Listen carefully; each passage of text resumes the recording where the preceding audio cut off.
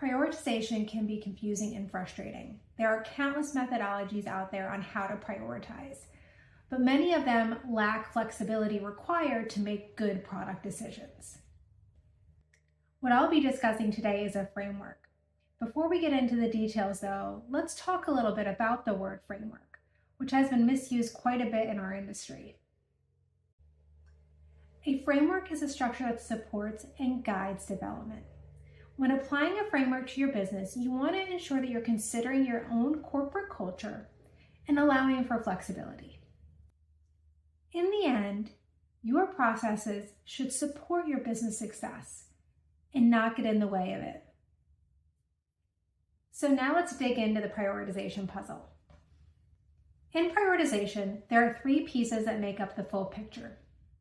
Themes, which I'll discuss later in this video, your anticipated ROI, and your corporate goals, such as OKRs or whatever method your organization uses.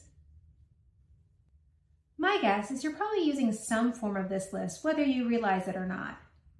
But let's get started by digging into themes. All work can be broken down into 3 value-driving themes. These themes communicate clear impact to your P&L. Revenue growth, opportunities that grow your revenue. Operational efficiency, opportunities that decrease internal costs and improve productivity. And finally, revenue retention. These are those opportunities that maintain your existing revenue. Organizations will often create themes like tech debt or user experience, but these are vague and don't articulate clear value.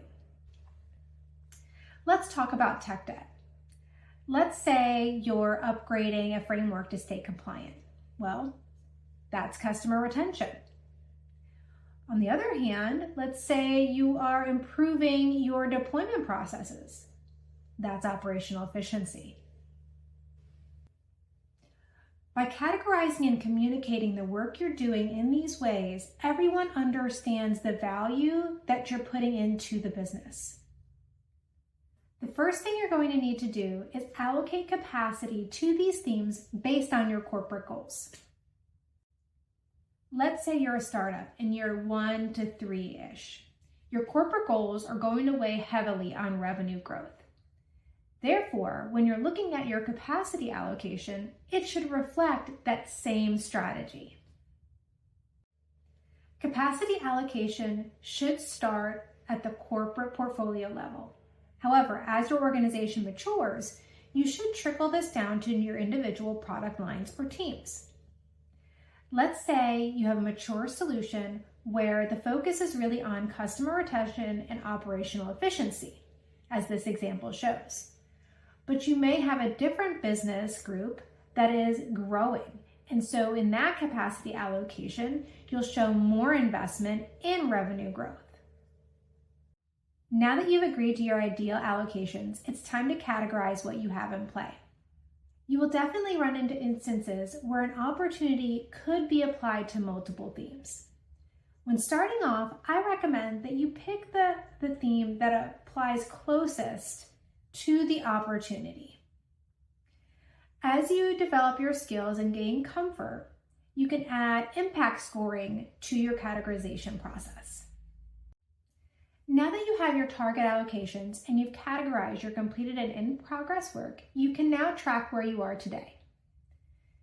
Using actual investment for completed items and anticipated investment for in-progress items, you can determine how much capacity you have remaining in each one of your themes. Now it's time to prioritize.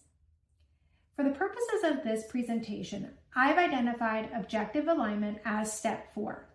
However, in practice, objective alignment isn't blocked by the other 3 steps. So again, remember to keep your process flexible and use this as a framework, not a prescriptive step-by-step instruction. What you want to do to complete this step is to review your opportunity assessment canvas or whatever opportunity asset you use, and virtually or physically stack those opportunities into the appropriate objective. Now, this is where you may find that those opportunities that you've taken through the process don't align with any of your corporate objectives. So you may need to pull out some of those opportunities. Now, again, just because we're pulling them out of the process now doesn't mean we can't revisit them with our executive leadership. Keep your process flexible, but you know your focus, for at least right now, is on the opportunities that align with your corporate objectives. Now, with the opportunities you have left, rank them based on anticipated return on investment. You'll compare your ranked list to the remaining capacity you have in each theme. You'll add opportunities where you have capacity, and you'll remove opportunities where you don't. The final step is communicate. Let your leadership and key stakeholders know what the plan looks like. Don't just highlight what's in the plan. Also communicate what was removed from the plan and why. And there you have it. Use this 6-step framework to complete the prioritization puzzle. And you'll have a roadmap that drives your company to greater success. Want to learn more about this topic or any other piece of the product innovation framework? Reach out to me to schedule your free 30-minute consultation.